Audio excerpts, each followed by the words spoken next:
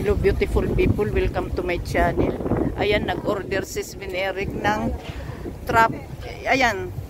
truffle beast 155, bali 906 yan sa pesos. Kasi ano yung 583 ngayon ang ano nila ang rate. Pagkatapos dapat itong wagyu ang ino-orderin ni Sven Eric, pero wala na silang wagyu. Pagkatapos yung beer nila, yung Brooklyn All 55, dapat yan ang o-orderin ni Sven Eric, ubos na din. Ayan, kaya yung Pepsi na lang ang natitira. Pepsi na lang ang ano ang natitira. Pagkatapos ayan 25 ang 25 bali 300 mahigit sa sa pesos natin.